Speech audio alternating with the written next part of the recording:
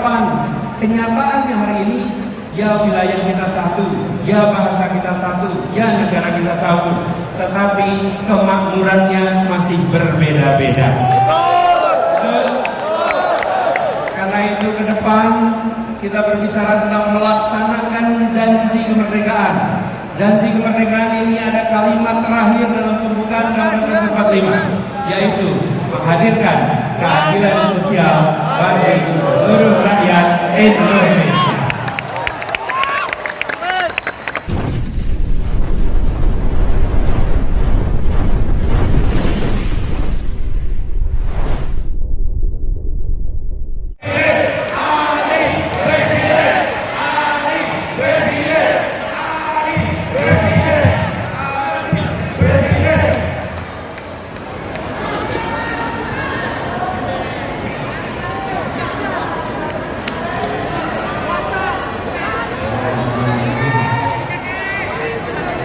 Assalamualaikum warahmatullahi wabarakatuh.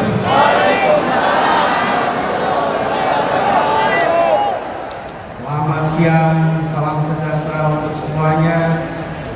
Selamat datang seluruh relawan dari seluruh tanah air. Boleh tepuk tangan untuk semua yang ada di sini.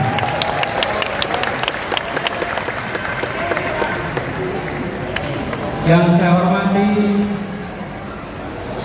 seluruh jajaran pimpinan pengurus Amanat Indonesia, khususnya ketuanya Bung Sahrin Hamid. Beri tepuk tangan untuk seluruh jajaran Amanat Indonesia. Yang saya hormati, hadir bersama kita Ketua Umum Partai Demokrat Mas Ahaye. Beri tepuk tangan Mas Ahaye.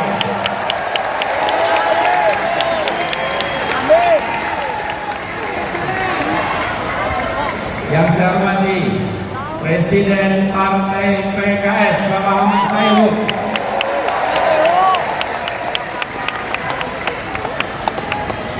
Dan juga Wakil Ketua Umum Partai Nasdem Bapak Ahmad Ali.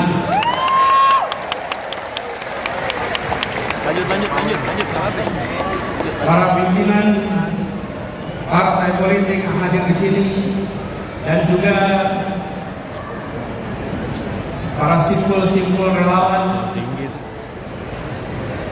hadirin sekalian, termasuk hadir bersama kita sebenarnya ada duduk di belakang sana, ibunda tercinta, Ibu Alia.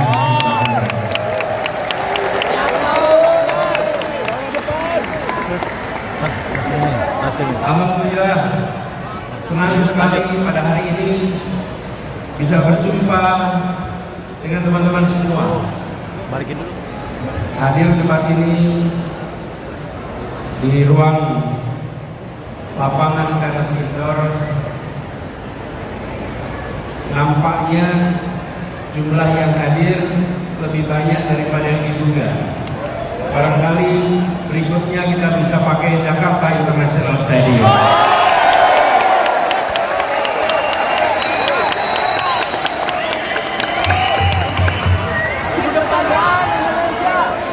Soalnya belum dipakai ya. Ini relawan yang hadir, saya lihat dari banyak tempat. Mana yang paling jauh dari sini? Medan. Banten. Kabupaten.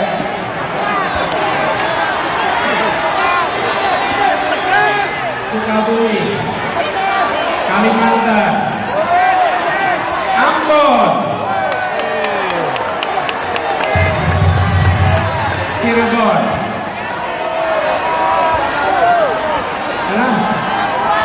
Pekanbaru, Aceh.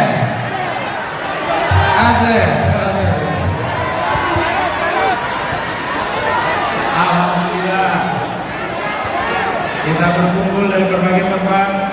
Karena itu izinkan kepada semua saya memulai dengan menyampaikan ucapan selamat Idul Fitri mumpung kita masih di bulan Syawal.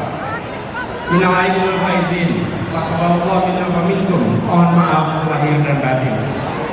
Insyaallah amal ibadah kita di bulan puasa kemarin diterima oleh Allah dan kita berhasil mencapai derajat muttaqin.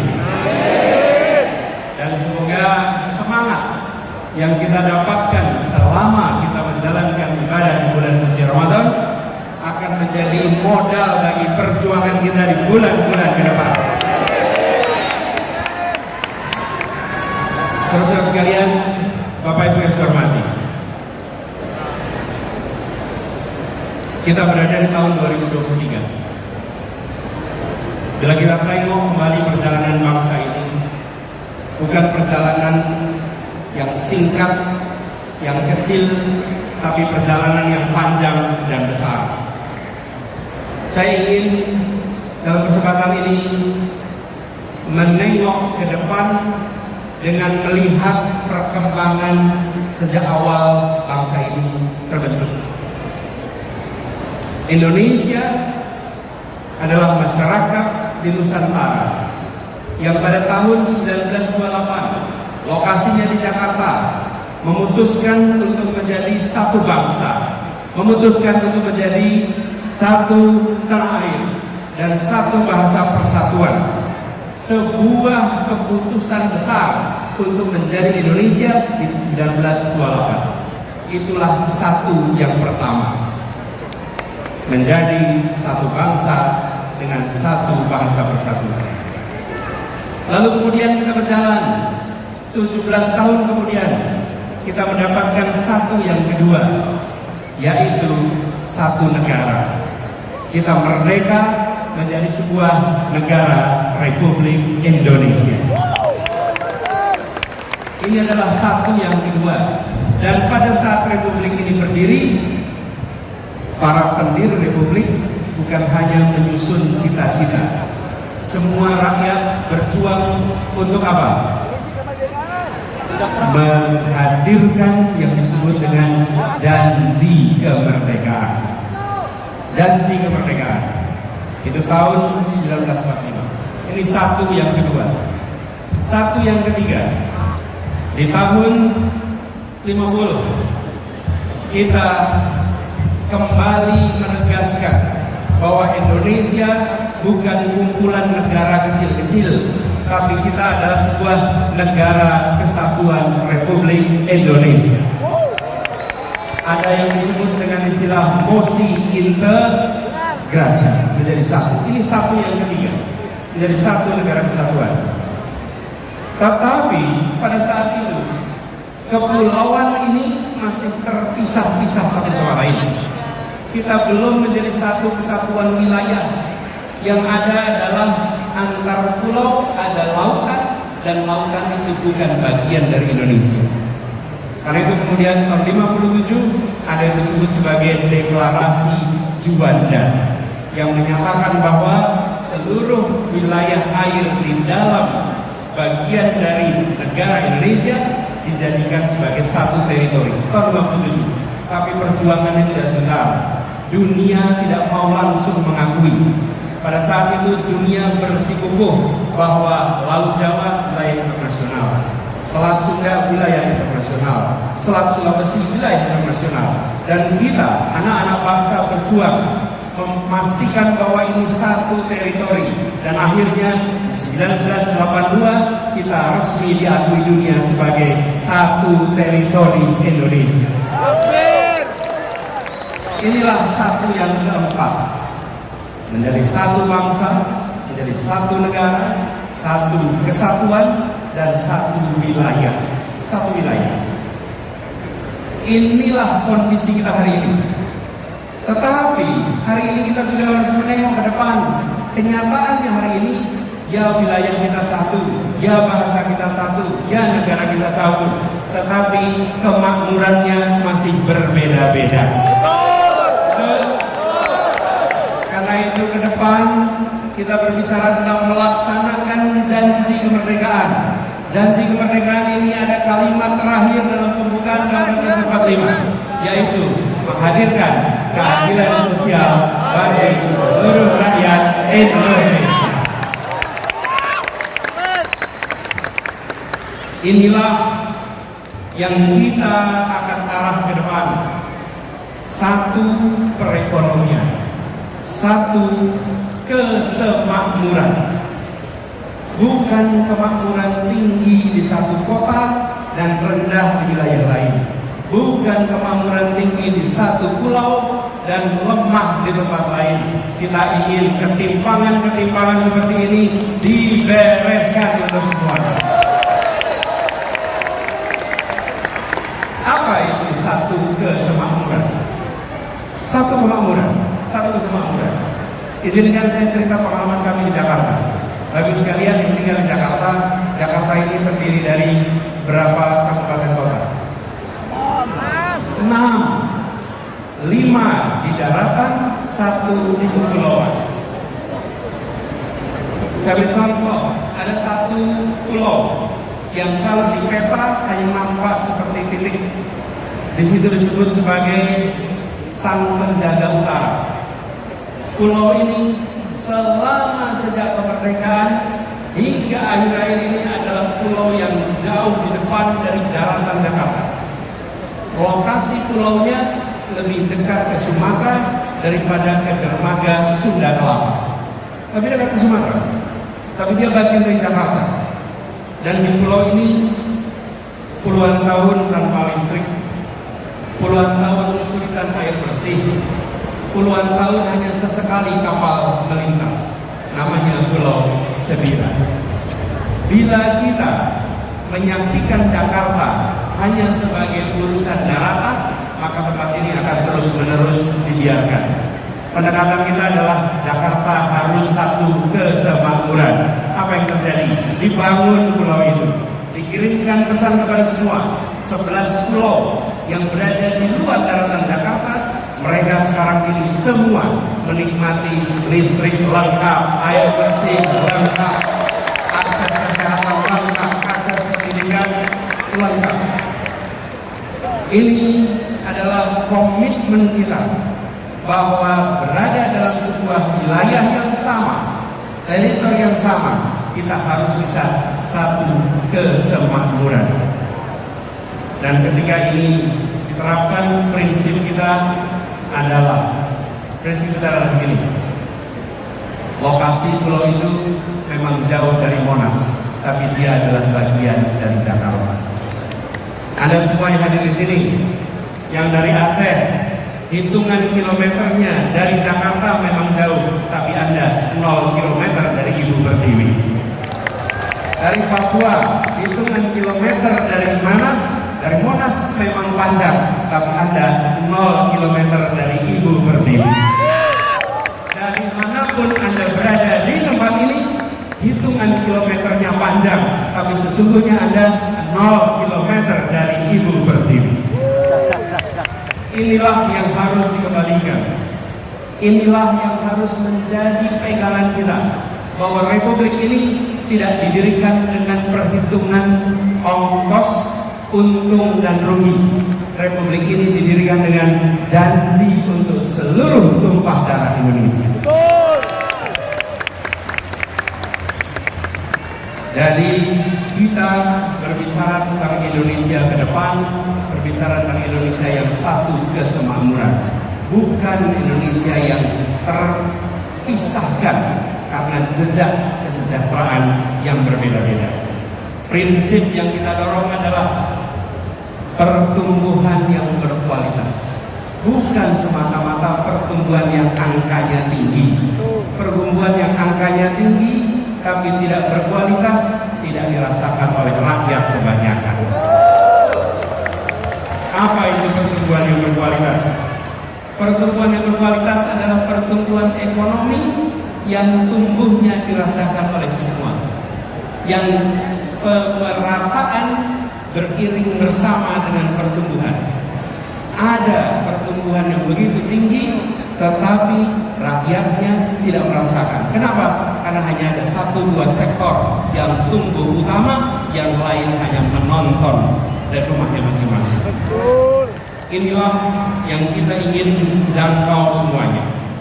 Kemudian kita tahu negeri ini punya begitu banyak peluang, dan pemerintah harus memastikan bahwa sumber daya yang diberikan oleh pemerintah untuk rakyatnya adalah sumber daya yang tepat. Kita menghadapi tantangan lingkungan hidup, itu menjadi kenyataan bagi kita.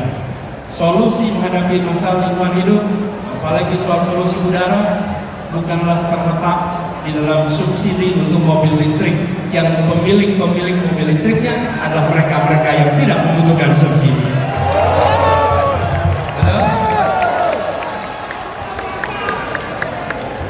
Kalau kita hitung, apalagi di contoh ketika sampai pada mobil listrik, emisi karbon mobil listrik per kapita per kilometer sesungguhnya lebih tinggi daripada emisi karbon bis berbahan bakar minyak. Emisi per kilometer per kapita untuk mobil listrik dibandingkan dengan bis berbasis BBM. Kenapa itu bisa terjadi? Karena bis memuat orang banyak, sementara mobil memuat orang sedikit. Ditambah lagi pengalaman kami di Jakarta, ketika kendaraan pribadi berbasis listrik, dia tidak akan menggantikan mobil yang ada di garasinya. Dia akan menambah mobil di jalanan, menambah kemacetan di jalanan. Jadi, yang didorong ke depan adalah demokratisasi sumber daya, bahwa kita mengarahkan agar sumber daya dimiliki negara diberikan melalui sektor-sektor yang memberikan manfaat nyata bagi masyarakat banyak, bukan semata-mata untuk mendapatkan perhatian dalam percakapan, apalagi percakapan sosial media. Karena itulah kita ingin dorong ke depan, insya Allah jalan-jalan tol yang sekarang sudah dibangun secara amat baik oleh pemerintahan hari ini, kedepannya nantinya dipenuhi oleh kendaraan-kendaraan umum berbasis dengan listrik, kendaraan-kendaraan logistik berbasis listrik, bukan pribadi tapi kendaraan umum. Dan kita tahu, begitu bicara kendaraan logistik, kendaraan umum, pengangkut massal, maka dia bukan hanya memindahkan badan, bukan hanya memindahkan barang, dia sebetulnya adalah alat untuk membangun perasaan kesetaraan, alat perasaan persatuan. Dari ke depan ini adalah contoh bagaimana kebijakan disusun berdasarkan gagasan, bukan sekedar kebijakan tanpa narasi, tanpa gagasan. Urutan yang jelas, bukan hanya karya, tapi karya berbasis narasi, narasi berbasis gagasan. Dan gagasan itu sinilah tadi yang saya sampaikan: kesemakmuran, kesetaraan, keadilan. Dan begitu ada pembagian sumber daya, maka pembagian sumber daya ini adalah memasukkan unsur-unsur gagasan itu. Karena itulah ketika kita melihat ke depan, kita membayangkan bahwa pembangunan ke depan adalah pembangunan yang menjangkau semua, bukan menjangkau sebagian. Tadi ada ilustrasi, saya ingin cerita sedikit. Satu ketika saya datang ke sebuah pulau, namanya Pulau Selaru.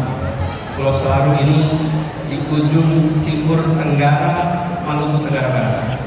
Posisinya sedikit di atas Darwin. Ini adalah ujungnya Indonesia. Saya datang ke pulau itu, lalu mereka memulai acara dengan berkumpul kira-kira 100 orang. Di tempat itu belum ada listrik. Lalu mereka menyiapkan diesel untuk sound system. Dieselnya ditaruh kira-kira 20-30 meter dari lokasi acara, supaya ramainya diesel tidak terdengar kita. Di tempat itu acara mau dimulai.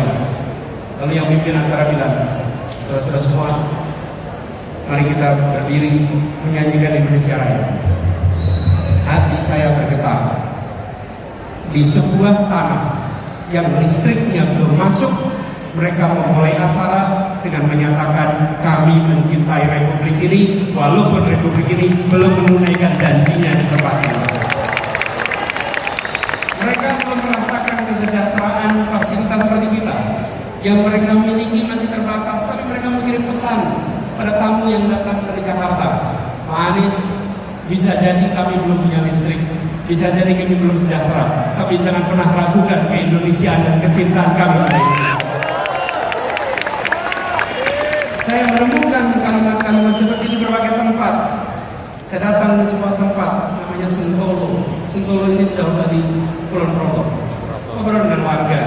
Di tempat itu ketika saya bicara, mereka cerita, Pak Anies, tempat ini sudah diukur akan dipakai untuk pembangunan jalan tol. Rumah saya akan kena. Terus saya tanya, bagaimana Pak rumahnya kena? Oh nggak apa-apa, biarkan tanah ini dipakai untuk pembangunan karena ini untuk kepentingan negara, ini untuk kepentingan masyarakat kami. Dia belum sejahtera, dia kondisinya masih minim, tapi dia mengatakan pada semua bahwa kecintaan kami bukan berdasarkan kekayaan material. Kami mencintai Republik ini secara tanpa syarat. Terus sekalian, kita-kita yang berkumpul di tempat ini, kita-kita yang memperjuangkan Indonesia yang lebih baik, kita harus ingat bahwa ada saudara kita yang lokasinya hitungan kilometer jauh dari Jakarta, jauh dari Monas, tapi mereka 0 kilometer dari Indonesia, dan mereka harus merasakan kesejahteraan yang meningkat secara amat serius. Itulah sebabnya bicara tentang kesemakmuran harus konkret. Kami coba wujudkan kemarin di Jakarta, dan insya Allah bila Allah nanti takdirkan tahun depan kita akan merasakan sebuah penentuan arah pemilu Pilpres 2024 bukan soal meneruskan atau tidak meneruskan sebuah program. Bukan. Pemilu 2024, pemilu 2019, pemilu 2014, dan pemilu-pemilu lainnya adalah sebuah kesempatan untuk menengok kembali arah perjalanan bangsa. Republik ini didirikan dengan cita-cita, dengan janji menghadirkan keadilan bagi semua. Kita harus ingat, merdeka bukan hanya untuk menggulung kolonialisme. Merdeka adalah untuk menggelar keadilan bagi semuanya. Merdeka menggelar kesejahteraan bagi semuanya. Dalam perjalanan ini, setiap 5 tahun sekali kita berhenti. Kita berhenti menengok kembali ke titik asal. Apakah kita masih berada di dalam rute yang benar untuk meraih cita-cita ini? Seperti kalau kita melakukan pengembaraan pecinta alam berjalan memasuki medan alam terbuka, mereka bawa kompas. Tentukan tujuannya, titik awalnya di sini. Setiap 1 jam sekali, setiap 5 kilometer sekali mereka berhenti mengecek apakah kita masih berada dalam rute yang tepat. Indonesia setiap 5 tahun sekali mengecek apakah kita masih berada dalam arah yang benar. Itulah sebabnya yang kita hendak lakukan adalah luruskan jalan, hadirkan keadilan.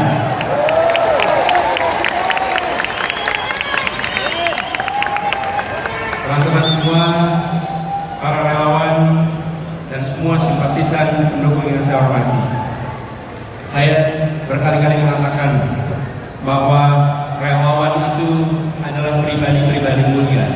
Relawan tidak dibayar bukan karena tak bernilai, tapi karena tak ternilai harganya. Perjuangan ke depan kita ingin meluruskan jalan, dan meluruskan jalan ini kita berhadapan dengan sebuah kompetisi gagasan, kompetisi rencana, kompetisi rekam jejak. Dan dalam kompetisi ini kita akan berhadapan dengan lawan yang memiliki sumber daya yang luar biasa besar, lawan yang memiliki kekuatan yang sangat besar, lawan yang bisa mendominasi. Tapi kita yakin niat baik bersama orang baik, tujuan baik, insya Allah bukakan pintu-pintu keberhasilan.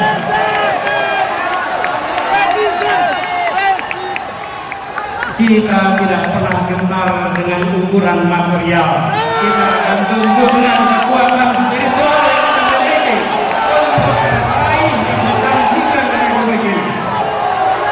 Ini bukan tentang satu orang, ini bukan tentang satu partai, ini adalah tentang nasib masa depan bangsa kita dan anak-anak dari bangsa kita.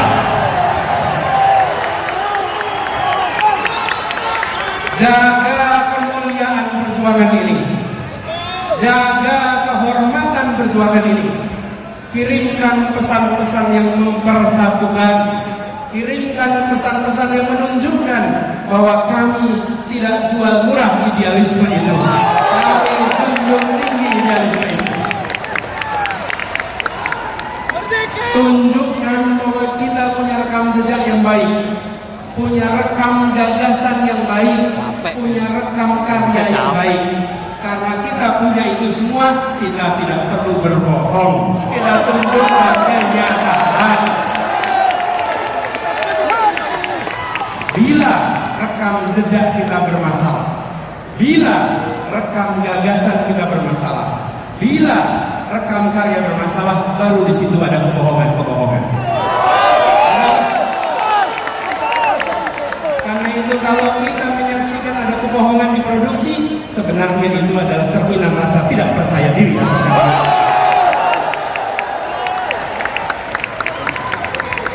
Jadi kita tidak perlu memproduksi kebohongan, tidak perlu memproduksi itu semua.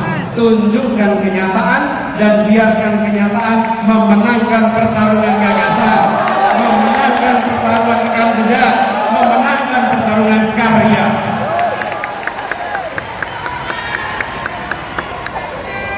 Dan kita ingatkan kepada semua bahwa bisa jadi ada lawan, tapi tidak ada musuh.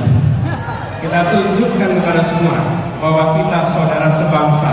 Ya, kita berlawanan gagasan, ya kita berlawanan rekam jejak, tapi kita bukan musuh. Musuh saling menghabisi, lawan saling menguatkan. Lawan debat adalah teman berpikir.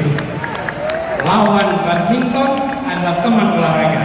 Lawan voli adalah teman olahraga. Lawan di dalam proses pilpres, lawan di dalam pemilu, mereka adalah teman dalam demokrasi. Dan kita kirimkan pesan kepada semua, ini demokrasi modern. Ini bukan pengaturan negara dengan cara-cara yang non modern. Di dalam demokrasi modern, saya ingatkan beberapa hari yang lalu bahwa di dalam proses ini semua tidak ada kekuasaan yang berpindah, tidak ada kekuasaan yang hilang. Kekuasaan itu tetap dan terus berada di tangan rakyat Indonesia. Yang berpindah itu adalah kewenangan untuk melaksanakan kekuasaan rakyat. Dan tiap 5 tahun sekali rakyat yang memegang kekuasaan menitipkan kewenangan itu secara bergantian. Inilah negara modern, inilah negara demokrasi modern. Karena itu, bila ada yang berpandangan khawatir kehilangan kekuasaan, maka sesungguhnya dia tidak paham prinsip-prinsip dasar demokrasi. Karena kekuasaan itu tidak hilang, kekuasaan itu tidak berpindah. Kekuasaannya ada pada saudara-saudara semua rakyat Indonesia. Kami mengajukan diri, kami mengajukan dengan menyatakan, ini gagasan kami, ini rekam jejak kami, ini karya kami, dan biarkan rakyat tanpa dipengaruhi, tanpa ada tangan negara yang terlibat, negara netral, negara mengambil sikap di atas semuanya, dan percayakan rakyat bahwa rakyat akan menitipkan kewenangan itu pada mereka-mereka yang memiliki rekam jejak yang benar, rekam karya yang benar, dan rekam gagasan yang baik. Kalau negara sampai intervensi, namanya negara sedang melecehkan rakyat Indonesia.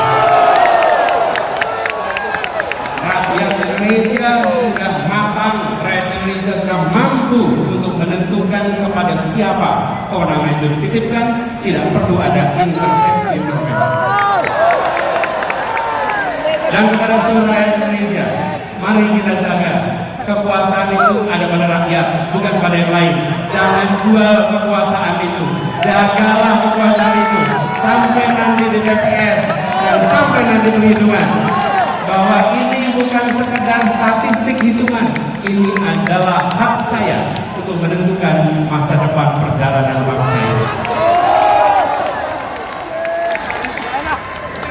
Ini memberikan pesan kepada semua bahwa Indonesia adalah negara demokrasi modern yang dunia boleh menengok, dan kita kirimkan pesan pada semua. Negeri-negeri di luar sana menengok pada kita dengan rasa kagum. Kenapa mereka kagum? Mereka melihat semua bangsa yang bahasanya ratusan, yang suku bangsanya ratusan, tapi memiliki kemampuan untuk berbicara dengan bahasa satu, bahasa persatuan, bahasa Indonesia. Lalu ketika mereka berdemokrasi, kita tunjukkan demokrasi dengan sikap yang matang, menunjukkan kematangan luar biasa. Mari kita sama-sama song-song kesempatan perubahan ini dengan membawa gagasan, membawa rekam jejak, sekaligus membuktikan kita semua di sini, pada diri kita, pada anak-anak dari anak-anak kita, bahwa di tahun 2024 ketika Republik ini akan menentukan arah barunya, saya tidak menjadi penonton di rumah yang tak bertanggung jawab. Saya turun tangan langsung ikut menentukan arah perjuangan Republik. Biarkan itu menjadi catatan bagi kita semua. Anda semua, kita semua bisa bercerita kepada diri kita, kepada anak-anak dari anak-anak kita, bahwa saya bukan menjadi warga negara yang menonton. Di tahun 2024 saya menentukan arah baru untuk Republik ini. Insya Allah niat baik ini, ikhtiar ini yang dikerjakan bersama dengan orang-orang baik, insya Allah Allah akan bukakan pintu-pintu menuju kepada saya. Insya Allah tahun 2024